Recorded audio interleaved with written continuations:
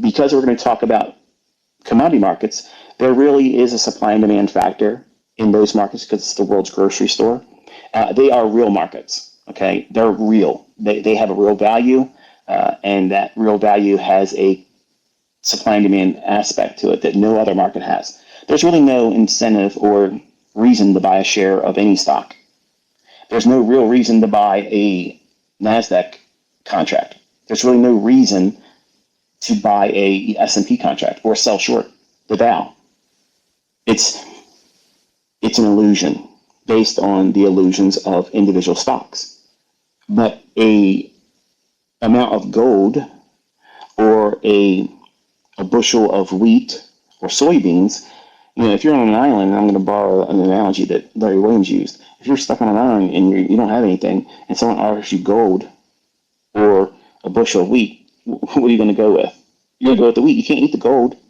So the grocery store of the world is the commodity market, and they have real supply and demand factors. So we'll be able to track any mega trades that form in 2025, and I think we're going to have some amazing mega trades in 2025.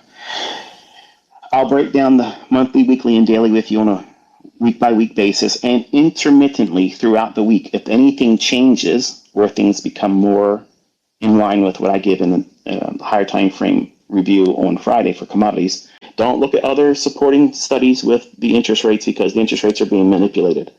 So go back to the individual price of the instrument you're trading. And where is your setup going to form? Around time, because the markets run algorithmically. Commodities have a supply and demand factor associated with them that no other asset class has. Zero. There's no reason to buy Bitcoin. Those are the very aspects and two pillars that cause people to lose money.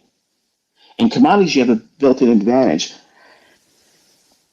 You have supply and demand factors. You have a way of measuring the real interest in big smart money, the large consumers of a commodity. If they're net long on that commodity, and they've been building that position for a number of months, and every time it drops and goes lower, they start building that position larger again. They're telling you you don't need a moving average that's going to go higher. They're telling you that you don't need a trend line sloping up that's going to go higher. You don't need it to go oversold. You don't need it to create bullish divergences. You simply need to know that this market is predisposed to go higher.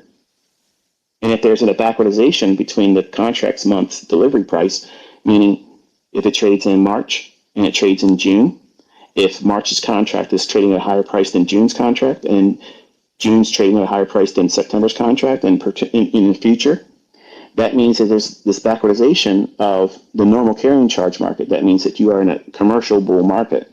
That means the market is likely, once it starts going higher, it will start spooling aggressively vertical, kind of like what cocoa did this year. Cocoa smoked everything. That market just was like brilliant, beautiful. Every year, there's 2 or 3 markets like that in the commodity market. Every single year, it does that. And for folks that understand options, and guess what? We're finally going to talk about options. You can parlay a very, very small account into hundreds of thousands of dollars in a move like that.